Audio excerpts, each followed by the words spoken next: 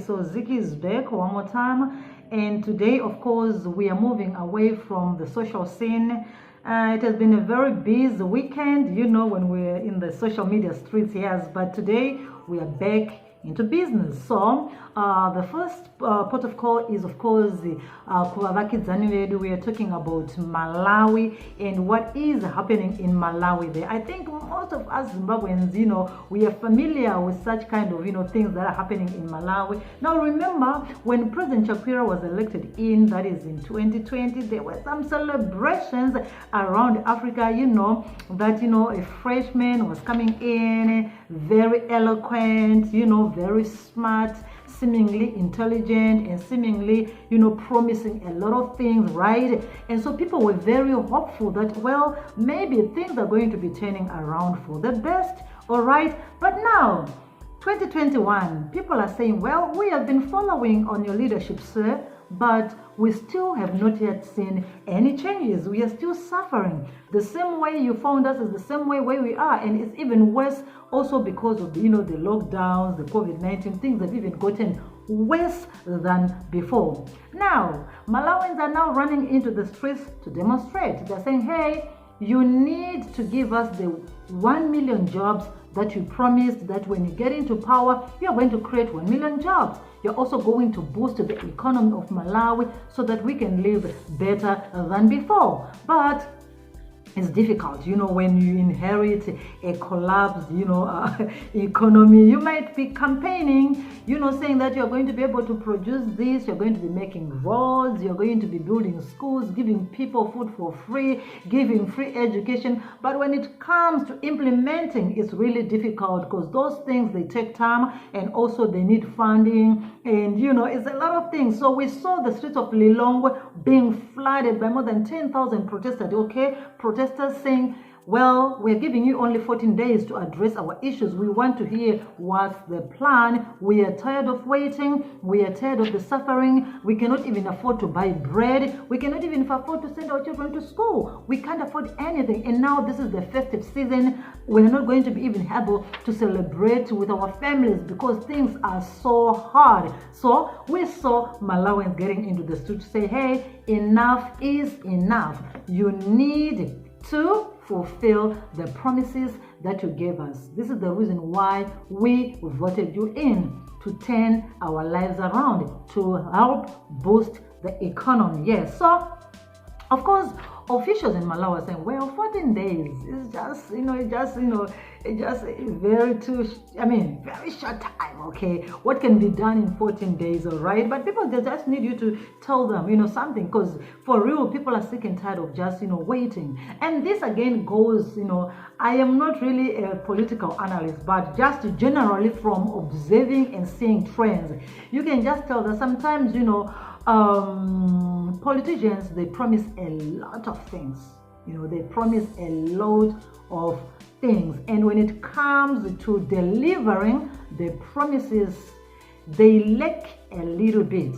Now, when it comes to President Chakwera, we have seen the controversies around him, traveling, you know, around everywhere, and many other issues, including the appointment of his daughter, and this and that. Yeah, that's what I'm saying. So there's so many things that are happening in Malawi, but you know, the reason why we are interested in things that are happening in Malawi is very simple. These are our neighbors. We also have a number of Zimbabweans who are living in Malawi, and if things are not working out well in Malawi, it means they will also eventually affect Zimbabwe. So that is why we are very interested about anything that happens, especially in the SADC region. We need to be, you know, aware of those things. So yes, there are protesters in Malawi, and they're calling on President Chakwera to do something immediately. People are saying, you promised, and yet you've not even yet delivered anything that you promised. Okay, we are still waiting. Our lives are so hard.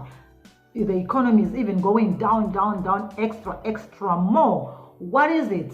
Okay, how much time should we give you, okay, to see the changes for our life to improve? Because, you know, people have been suffering for a long time. So to continue getting promises and promises, sometimes people get frustrated, all right? Like, you know, some other countries like Malawi, people are quick. They can just get into the street and start to demonstrate, okay? Because remember, they removed someone to put you. So you need to deliver, or else they might even say, okay, we don't want you, we're going to put another person, because these are the voters, these are the electorate. And we have seen history, you know, showing us what can happen along those lines. Anyway, now let's move straight to South Africa.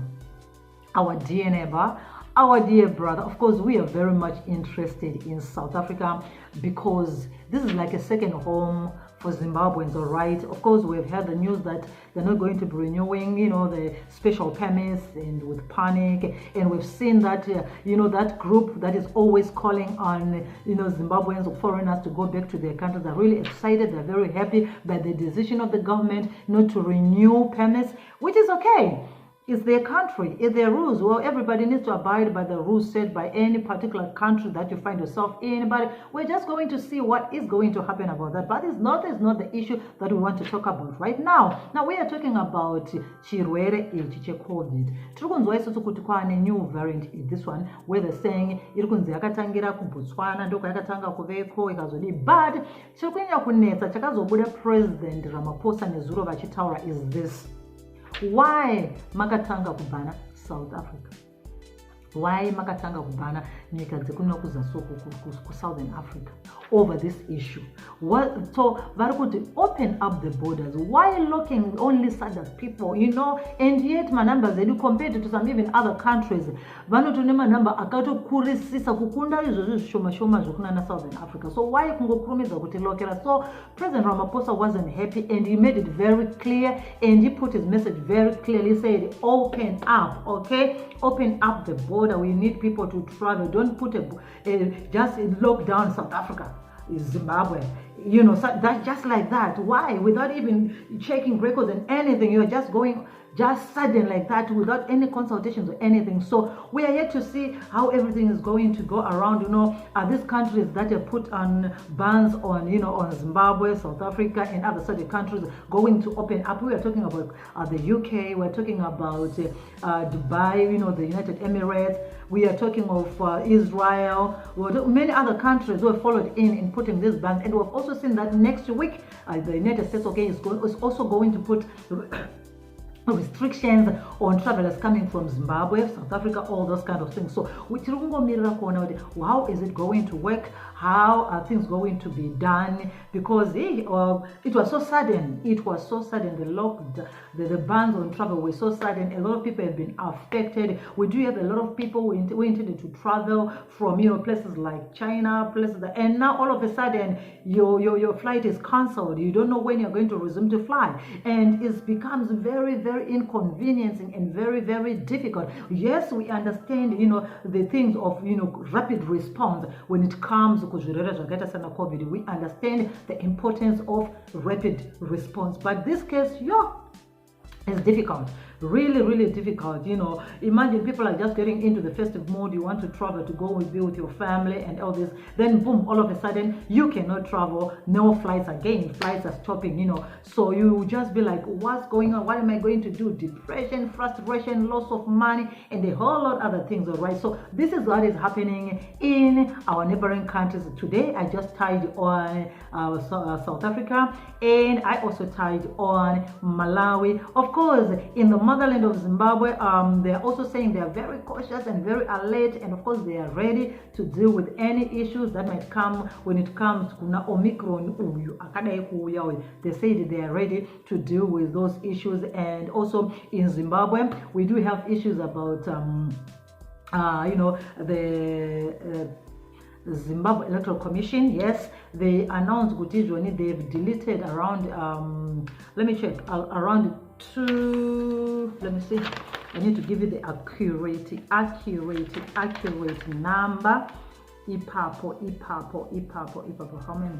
Okay, let me skip the numbers. Okay, but they've deleted quite a number of people vanonzi vakashaya vanga vari registered to vote, right? So they deleted my mazita iwayo kubva pavoters row. Anditika vamadeleta kubva pavoters row kuitira kuti pangosara vapenyu. So also they put out a notice kuti pamwe panokwanisa kunge padeletwa vanhu vapenyu. You can just verify and check if your name is there. Remember, next year 2022 Zimbabwe inenge ine iyo by elections akawanda akanga akamiswa because of lockdown kakuna kuti rerun by elections seats aripo akasiwa ari vacant nevamwe vakashaya because of this. And also 2023 tinenge tine harmonized elections, so they are now preparing for that. Saka ndosaka vabudisa kuti aiwa tiri kuda tichicleana tichiclear chiforum vari kuregister and all this and all that. So these are the stories that I have for you today. My name is Ziki, and if you're new to the channel, take this opportunity to subscribe and to stay. And hey, we had a wonderful weekend, okay? And it's a Monday.